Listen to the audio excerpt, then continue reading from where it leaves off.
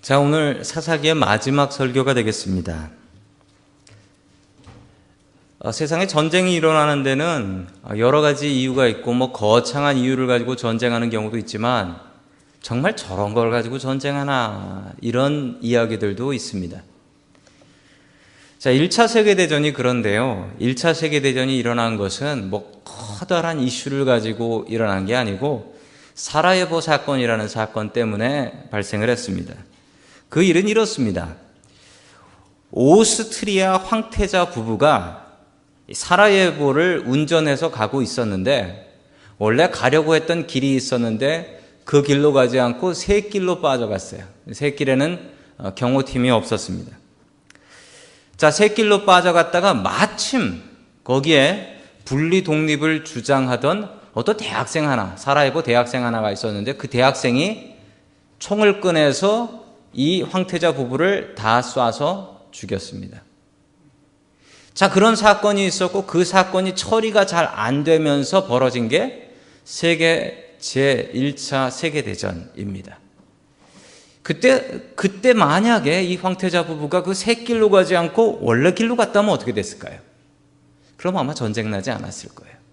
1차가 안 났으면 2차가 안 났을 거고 2차가 안 났으면 지금 세상이 어떻게 바뀌어 있을까요? 아주 우발적인 우연한 일인데 이 일 때문에 세상을 뒤집어 바꾸는 전쟁이 일어났다라는 것입니다. 여러분, 그런데 우리의 삶도 그런 것 같습니다. 여러분, 부부간에 다투시고 형제간에 다투시고 이런 일들이 대단히 중요한 민주주의와 공산주의의 이데올로기의 갈등 이런 거로 싸우십니까? 예전에는 그랬다고 하지만 지금은 보면 사소한 일들입니다. 그래서 TV 드라마도 보면 그 부부간에 싸우고 이런 드라마가 있는데 그 제목이 사랑과 전쟁이에요. 사랑과 전쟁. 사소한 일로 전쟁 난다라는 것입니다. 어떻게 하면 그런 전쟁을 피할 수 있을까요? 오늘 하나님의 말씀을 통하여 답을 찾을 수 있기를 주님의 이름으로 간절히 축원합니다. 아멘. 첫 번째 싸움을 피하는 방법, 자기의 잘못을 되돌아보라라는 말씀입니다. 이것만 할 수 있어도 싸움을 좀 피할 수 있겠죠? 아니, 많이 피할 수 있을 겁니다. 내 잘못을 좀 돌아보고 다른 사람에겐 좀 너그럽고 넉넉한 마음으로, 용서하는 마음으로 바라본다면 우리의 사는 가정은, 또 우리 교회는, 우리 세상은 조금 더 행복한 세상이 분명히 될 것이라고 저는 믿습니다. 사사기에 마지막으로 나온 사사가 삼손이다라고 말씀드렸습니다. 그 삼손이 죽고 나서 그 다음에 세상이 완전히 혼돈 속에 빠져버리게 되죠. 그런데 그 혼돈에 빠진 사건, 첫 번째와 두 번째 사건, 지난주에 첫 번째 사건을 말씀드렸었습니다. 미가의 우상 사건입니다. 돈 좀 있는 미간의 집에 레위인 하나가 들어와서 우상 숭배하고 그 집을 복주는 그런 제사장으로 서게 된다라는 아주 이상한 얘기였습니다. 자, 그 다음 얘기는 오늘 베냐민과 이스라엘 11지파 간의 전쟁 이야기입니다. 이 두 이야기는 전혀 상관이 없어 보입니다. 그냥 아주 엉망진창이구나 이 나라가, 이것만 느낄 수 있는 공통점이 없는 것 같은데 공통점이 있습니다. 공통점이 뭐냐면 이 두 이야기에는 레위인이 한 사람씩 끼어 있다는 사실입니다. 이 두 이야기에는 레위인, 여러분, 레위인이라는 사람들이 어떤 사람들입니까? 아시다시피 레위인은 성직자들입니다. 지금으로 얘기하자면 목사하는 사람들이에요. 목사하는 지파. 레위인은 성직자들이고 하나님의 일로 먹고 살아야 되며 하나님 외에 다른 것을 의지하면 안 되는 사람들인데, 이 두 이야기가 공통적으로 이야기하는 것은 목사가 바로 서지 못하면, 목회자가 바로 서지 못하면 그 교회가 바로 서지 못하고, 목사가 바로 서지 못하면 그 사회가 바로 설 수 없다라는 것을 이야기해 주고 있습니다. 그러면서 제 어깨가 무척 무거워집니다. 제 어깨가 무척 무거워져요. 여러분, 저는 그게 맞다라고 생각합니다. 목사가 바로 서야 교인들이 바로 선다. 왜냐하면 교인들이 바라보는 사람이 이제 목사를 모델로 삼거든요. 여러분, 교인들이 목사 닮습니다. 닮아요. 교인들이 목사님 닮아요. 그러니까 목사님이 바로 서야 된다라는 것 저는 분명히 믿습니다. 그런데 여러분, 이 시대의 이야기를 보면 본받아야 될 레위인들, 이 목회자들, 목사들이 똑바로 서지 못해서 이 세상이 엉망이 되었다라는 얘기입니다. 여러분, 그 얘기는 지금도 마찬가지인 것 같습니다. 가끔 신문을 보면 목사님들이 사고 쳤다, 그런 얘기들이 지난주에도 뉴스를 보니까 한국에서 어느 목사님이 보험 사기를 치셨어요. 보험 사기를. 이게 차로 교인들끼리 받게 하는 거예요. 차로 박아가지고 받고선 아이고 아파 그러고 병원에, 그걸 누가 시켰냐면 목사님이 시켰대요. 목사님이 교인 보고 A 교인하고 B 교인하고 갖다 들이받으라고 시키면 또 아멘하고 순종했대요. 참 대단한 교인들이네. 목사 닮습니다, 교인들이. 여러분, 그런데 이 시대를 보면 닮아야 될 모범적인 레위인, 목회자들이 없었다. 그러니까 세상이 더 엉망이 되었다라는 이야기입니다. 우리 다 함께 사사기 19장 1절 말씀 같이 봅니다. 시작. 이스라엘에 왕이 없었던 때에 한 레위 남자가 에브라임 산골에 들어가서 살고 있었다. 그는 유다 땅의 베들레헴에서 한 여자를 첩으로 데려왔다. 아멘. 레위인이 에브라임 산지에 살고 있었는데 그 레위인한테는 첩이 있었다라고 합니다. 이게 조금 이해가 되지 않는 게, 여러분, 레위인은 원래 성경은요, 한 남자와 한 여자가 만나서 결혼하는 게 원칙입니다. 아담과 하와잖아요. 아담과 하와 A, 하와 B, 이게 아니잖아요. 특히 레위인들은 그 결혼하는 데 있어서도 아무 여자랑 결혼할 수 없었고 정한 처녀하고만 결혼할 수 있었다. 여러분, 그렇지 않겠습니까? 레위인이 목회, 저 같은 목사들인데 이 목사들이 아무 여자랑 결혼해서 교회에 문제 일으키면 되겠습니까?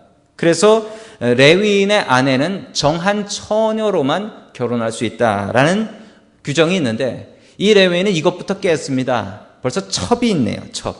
느낌이 안 오시나 본데, 여러분, 바꿔 말하자면 이렇습니다. 우리 교회 목사님에겐 사모님이 있는데 큰 사모님과 작은 사모님이 있다. 이제 느낌이 오십니까? 중간 사모님도 있더라. 교회 일꾼은 많아서 좋네요. 이거 웃으시잖아요. 이거 말이 안 된다는 거죠. 큰 사모님, 작은 사모님, 중간 사모님 이러고 다닐 수가 없잖아요. 게다가 첩은요, 예나 지금이나 돈이 많아야지 첩을 들 수 있습니다. 돈 없으면 첩 못 둬요. 나 먹고 살기도 힘든데 어떻게 첩을 들여서 더 먹여 살립니까? 이 첩을 들 수 있다는 것은 부자인데, 여러분, 지난주에 나온 그 미간의 집에 취직한 그 젊은 레위인은 너무 가난해서 은 10량에 자기 몸을 판 사람이고, 오늘 이 사람은 너무 돈이 많아서 아내를 열어둔 사람이에요. 참 세상이 너무 많이 다른 것 같습니다. 자, 우리 계속해서 2절의 말씀 봅니다. 시작. 그 첩이 행음하고 남편을 떠나 유다 베들레헴 그의 아버지 집에 돌아가서 거기서 넉 달 동안을 지내매. 아멘. 자, 그런데 이 얘기가 제가 성경을 여러 개를 살펴봤는데 지금 여기 화면에 나오는 성경은 새 번역이 아니라 개역 개정 성경의 내용입니다. 행음하였다라고 이야기를 합니다. 음탕한 여자였다라는 거죠. 그런데 이 행음하였다라는 말을 히브리어 원문으로 살펴보면 이게 아주 묘한 뜻입니다. 새 번역 성경을 혹시 여러분들이 보시면 뭐라고 번역되어 있냐면 화가 나서라고 나옵니다. 화가 나서. 저 행음하였다라는 말이 뭐냐면 화가 나서 바람을 피웠다라는 거예요. 뭐에 화가 났냐면 자기 남편인 레위인에게 화가 나서 바람을 피웠다. 여러분, 그 얘기인 즉슨 뭐냐면 레위인이 먼저 바람을 피웠고 그걸 보고 너무 화가 나서 이 첩이 나는 뭐야 그러면서 맞바람을 피웠고, 그런 자기 자신이 너무 부끄럽고 한심해서 집을 나가서 친정집에 가버렸다라는 얘기가 됩니다. 여러분, 레위인이 이렇게 살면 안 되겠죠. 레위인이 첩을 둔 것도 문제인데 또 바람이 나는 것도 문제고, 여러분, 더 문제는 이 남자가 끝내 이 첩을 찾으러 장인어른 집에 가서 데려온다라는 겁니다. 문제는 여러분, 자신의 아내가, 레위인의 아내가 이렇게 음탕한 행음하는 여인이라면 그렇게 같이 살면 안 되죠. 왜냐하면 성직자고 목회자이기 때문에 그 룰에 어긋납니다.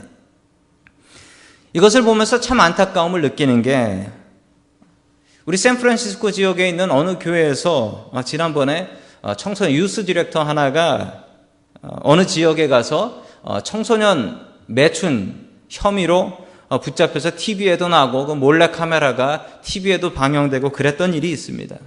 참 보면서 이 목회자가 바로 서야 교회가 바로 서게 되는데 너무나 안타까움을 느낍니다. 자, 이 레위인이 자기 첩을 찾기 위해서 장인어른 댁에 넉 달 뒤에 가서 장인어른과 잘 이야기하고 그리고 자기 첩에게 잘 이야기해서 타일러서 내가 안 그럴게 그래가지고 자기 아내를 첩을 데리고 오게 됩니다. 데려오는 길에 너무 길이 멀어서 베냐민 기브아라는 곳에서 하룻밤을 묵게 되는데 이때 사고가 터집니다. 그 사고의 내용 22절에 나옵니다. 시작. 그들이 한참 즐겁게 쉬고 있을 때 그 성읍에 불량한 사내들이 몰려와서 그 집을 둘러싸고 문을 두드리며 집 주인인 노인에게 소리질렀다. 노인의 집에 들어온 그 남자를 끌어내시오. 우리가 그 사람하고 관계를 좀 해야 하겠소. 아멘. 아멘자 붙이기도 참 곤란한 이야기네요. 동성연애입니다. 동네 남자들이 와가지고 아까 들어간 그 레위인 내놓으시오. 그 레위인과 성관계를 해야겠소. 라고 이야기를 합니다. 이 집주인 노인이 사정을 합니다. 우리 집에 온 손님인데 그렇게 하지 마시고 우리 집에 처녀 딸이 있으니 처녀 딸을 데려가시오. 내 손님에겐 그럴 수 없어. 라고 너무도 자상하게 이야기를 했습니다. 그런데 이 깡패들은 안 된다고 그 남자 내놓으라고 소리 지르니까 여러분 더 기가 막힌 일 하나가 벌어져요. 자, 우리 25절 봅니다. 시작. 그러나 그 불량배들은 노인의 말을 들으려고 하지 않았다. 그래서 그 레위 사람은 자기 첩을 밖으로 내보내어 그 사람들에게 주었다. 그러자 그 남자들은 밤새도록 그 여자를 윤관하여 욕보인 뒤에 새벽에 동이 틀 때에야 놓아주었다. 아멘. 여러분, 그렇게 귀하게 장인어른 댁에 가서 잘 타일러가지고 데려오던 첩을 어떻게 해요? 지금 나 내놓으라고 그러니까, 레위인 너 저 남자 내놓으라고 그러니까 아이고 이러다 내가 죽겠네 싶어서 자기 첩을 떠밀어요. 떠밀어서 내보내고 옛다 받으시오. 그리고 문 걸어 잠궈버려요. 아이고 뭐 이런 나쁜. 읽으면서 너무 화가 나요. 이 레위인은 이 첩을 아끼고 사랑한 게 아니고 자신의 욕망 분출에 욕망을 충족하기 위한 수단으로 생각했던 겁니다. 아이고 나 죽게 생겼구나. 그러니까 네가 나가라. 그러고 문 걸어 잠궈버려요. 이 깡패들 들어올까 봐. 이 깡패들은 어쩔 수 없이 그 첩을 잡아서 욕을 보이고 그리고 새벽에 놓아주었다라는 겁니다. 얼마나 부끄러운 일입니까? 자, 이걸 누가 했다? 레위인이 했다. 레위인은 누구다? 지금으로 얘기하면 목사입니다. 자, 계속해서 27절 말씀 봅니다. 시작. 그 여자의 남편이 아침에 일어나서 그 집의 문을 열고 떠나려고 나와 보니 자기 첩인 그 여자가 두 팔로 문지방을 붙잡고 문간에 쓰러져 있었다. 아멘. 정말 밤사이에 기가 막힌 일이 벌어집니다. 새벽에 풀려난 이 여자가 기어서 문 앞까지 와요. 그런데 문 앞까지 왔는데 문을 못 열어요. 문이 걸어 잠겨 있어서. 그리고 이 남편이라는 레위인은 밤새 실컷 자요. 그리고 아침에 일어나요. 여러분, 자기 첩을 그렇게 내버려 두고서 그러고서 잠이 오나요? 잠을 자요. 그래서 아침에 일어나요. 그 아침에 가자 하고 문 열어가지고 깨워보니까 죽었더래요. 여러분, 이 레위인은 이 죽은 자기 첩을 넣고 눈물 한 방울도 흘리지 않습니다. 그리고 오히려 복수해야 돼. 이게 얼마나 내 귀한 첩인데 내 첩을 죽여? 여러분, 죽인 거는 그 남자들이 아니고 레위인입니다. 문 걸어 잠근 레위인, 내놓은 레위인. 이 레위인이 정말 나쁜 사람이에요. 이 레위인이 끝내 자기 첩의 시신을 12토막을 내요. 12토막을. 그래가지고 12지파에다가 다 보내고서 내가 이런 억울한 일을 당했으니 와서 복수 좀 해주시오라고 이야기를 합니다. 만약 사랑하는 여자면 슬피 울며 잘 고이 묻어줘야죠. 그런데 그렇게 하지 않았어요. 그러자 이 11지파가 베냐민 지파를 제외한, 베냐민은 이 기브아 땅에 있었거든요. 베냐민 지파를 제외한 11지파가 다 모여듭니다. 여러분, 그런데 이 다 모여들어서 이 레위인한테 무슨 일이 있었소? 라고 자세히 설명해 보시오. 라고 했더니 20장 5절과 같이 이야기합니다. 같이 읽습니다. 시작. 그날 밤에 기브아 사람이 몰려와서 나를 해치려고 내가 묵고 있던 집을 둘러쌌습니다. 그들은 나를 죽이려고 하였으나 내 대신 내 첩을 폭행하여 그가 죽었습니다. 아멘. 이게 거짓말도 아니고 참말도 아니고 묘한 말이네요. 있었던 일을 얘기하긴 했는데 이 얘기를 딱 들으면 내가 사랑하는 첩을 내가 잘 보호하려고 했는데 그놈들이 잡아가서 죽였습니다. 이 얘기 같은데 실제는 다르죠? 실제는 달라요. 내가 내줘서 내가 죽게 하고 문 걸어놓고 난 잤습니다. 자기 잘못은 하나도 얘기 안 해요. 그리고 다른 놈들만 나쁜 놈이라고 이야기해서 끝내 싸움과 전쟁을 붙인 게 누구라고요? 이 레위인입니다. 이 레위인이에요. 여러분, 이 전쟁이 시작하는데 이 레위인의 역할이 컸습니다. 레위인은 자기 자신의 잘못을 하나도 돌아보지 않았습니다. 그리고 남이 잘못한 것만 바라보았습니다. 이러면 싸움 납니다. 이러면 전쟁 납니다. 여러분, 이런 이기심 때문에 우리가 사는 세상이 얼마나 많이 황폐해졌습니까? 여러분의 가정은 어떻습니까? 여러분은 스스로 자기 자신은 돌아보지 못하고 다른 사람은 이해하려 하지 않고 나는 잘못 없고 다른 사람만 틀렸다라고 생각하며 공격하고 있지는 않습니까? 나 자신의 잘못을 먼저 살펴보십시오. 그러면 싸움을 피할 수 있습니다. 전쟁을 피할 수 있습니다. 다른 사람의 허물을 보기보다는 내 눈에 있는 들보를 바라볼 수 있는 저와 여러분 될 수 있기를 주님의 이름으로 간절히 축원합니다. 아멘.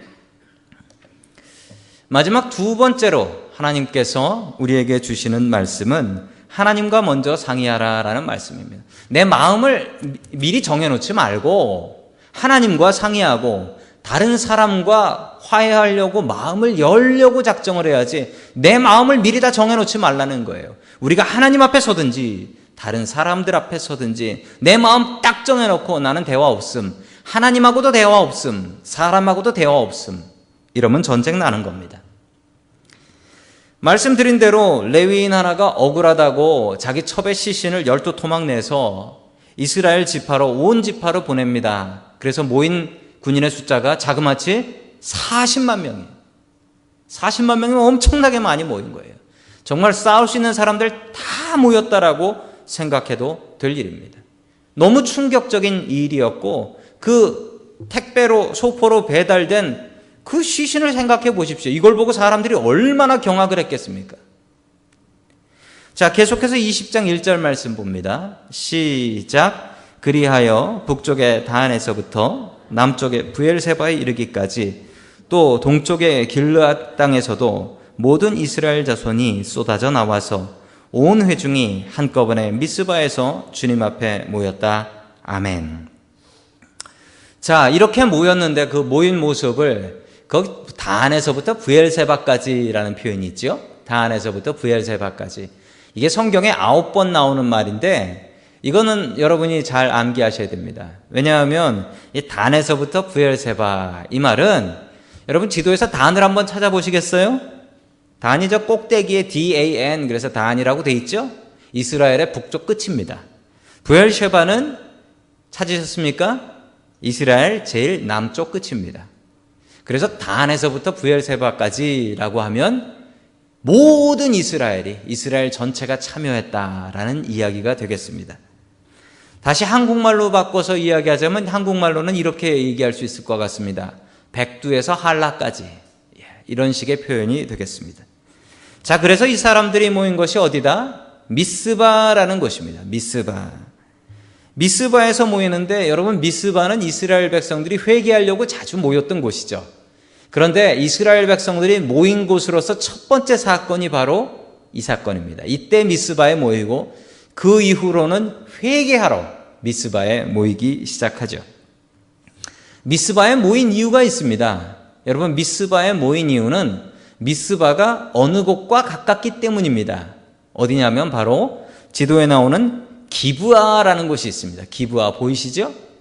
여러분 저 기브아에서 그 레위인의 첩이 강간당해서 죽습니다. 그러므로 기브아를 공격해야 되니 그 바로 옆 동네인 미스바에서 모이는 것은 어쩌면 당연해 보입니다.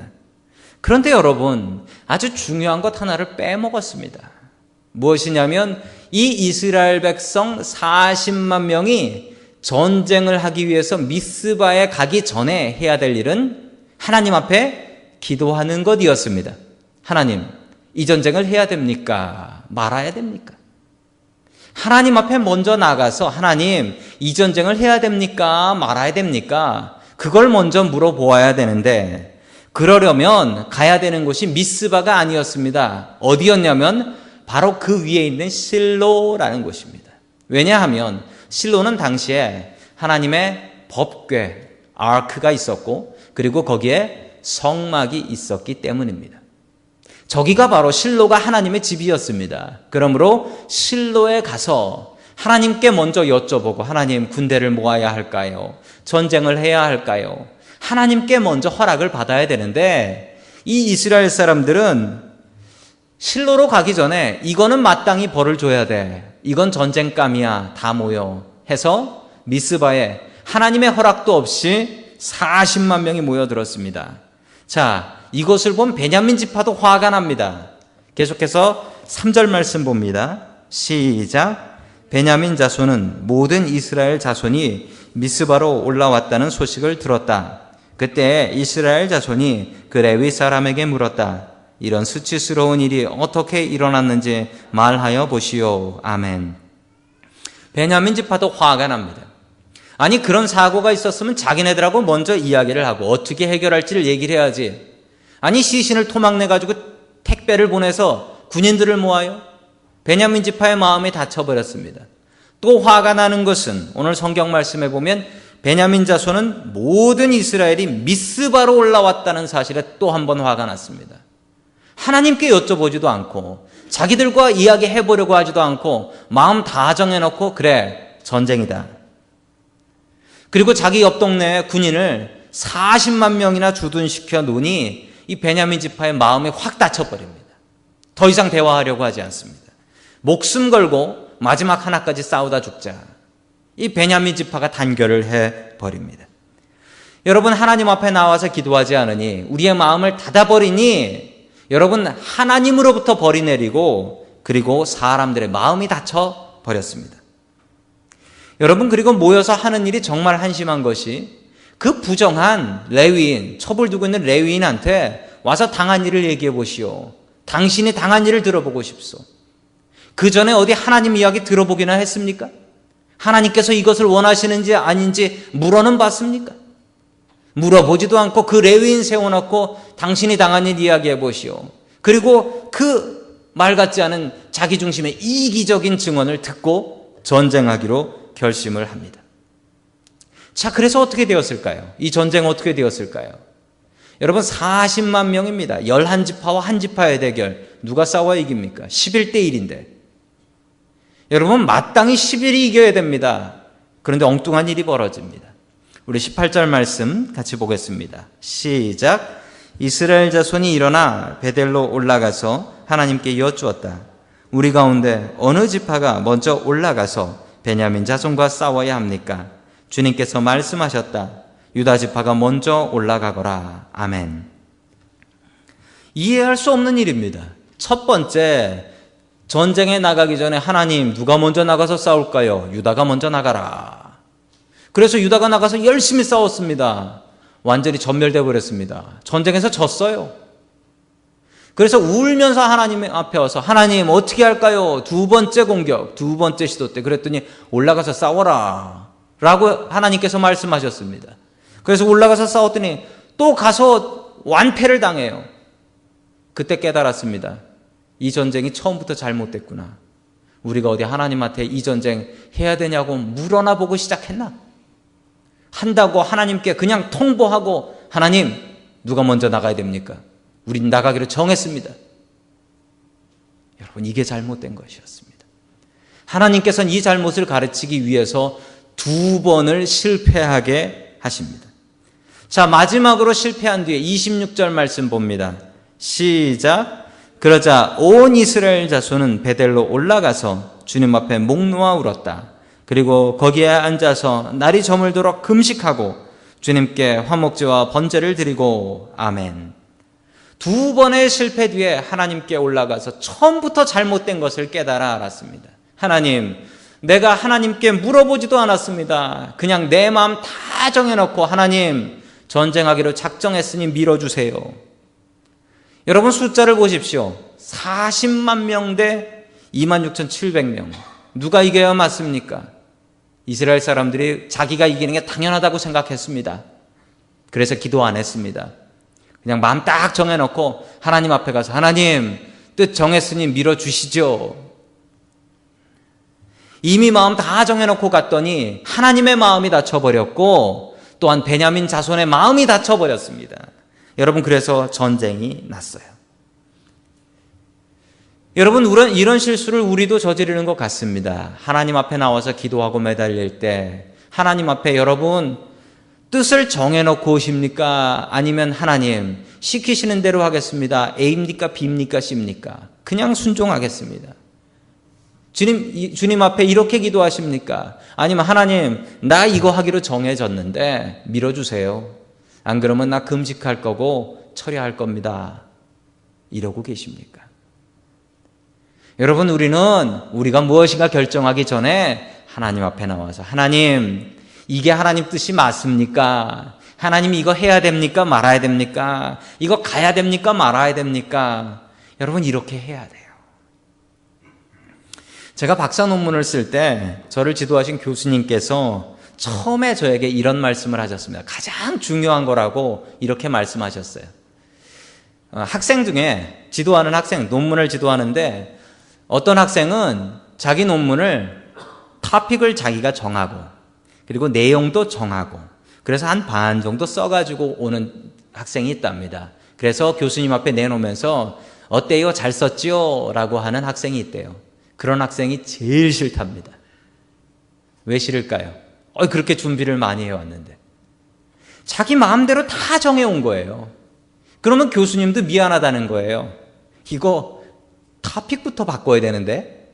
그러면 본인도 이야기하기가 너무 미안하대요. 이거 처음부터 다시 써. 그러면 그 학생은 나가서 그럴 거 아니야. 저 교수님 이상한 교수님이라고 저 이상한 교수님이라고. 아니 이거 썼는데 이걸 안 된다고 한다고. 이렇게 욕하고 다닌다는 거예요. 반대로 제일 좋은 학생은 이런 학생이래요. 그냥 연필로 종이에다가 쓱쓱쓱 써가지고 가져오는 학생이래요. 그러면은 이거 받고 할 때 미안하지가 않대요. 그리고 그렇게 하면 예 알겠습니다. 그렇게 해오겠습니다. 그래가지고 다시 또 연필로 쓱쓱 써와가지고 맞나요? 계속 확인하는 학생이 정말 잘하는 학생이래요. 확인도 안 하고 다 써와가지고 사인해 주세요라는 학생들이 제일 무서운 학생들이라는 거예요. 여러분, 우리가 하나님 앞에 그러고 있지는 않습니까? 우리가 하나님 앞에 가서 허락을 받아야 될 사람이 우리 나름대로 다 정해놓고 하나님 이대로 할 거니까 밀어주시죠. 이렇게 하고 있지는 않습니까? 여러분 마음을 정하지 마세요. 마음을 정하지 마세요. 마음은 하나님 앞에 정하는 거지 내가 정해놓고 하나님 밀어주세요. 이스라엘 백성들이 우리 전쟁하기로 작정해서 미스바로 갑시다. 미스바에 가서 하나님 밀어주시죠. 이렇게 얘기해서는 안 됩니다. 여러분 우리는 미스바로 가기 전에 하나님의 전이 있는 실로로 가야 됩니다. 실로에서 하나님께 허락받고 미스바로 가야지 미스바에 가서 하나님 밀어주시죠. 이거 안 될 노릇입니다. 이스라엘 백성들은 두 번의 처절한 실패를 통하여 그게 안 된다는 것을 배웠습니다. 여러분 실패를 통하여 배우지 마십시오. 미리 말씀을 통하여 배우십시오. 우리가 하나님 앞에 나아가서 하나님 앞에 먼저 허락받고 그리고 우리의 길을 걸어갈 수 있기를 주님의 이름으로 간절히 축원합니다.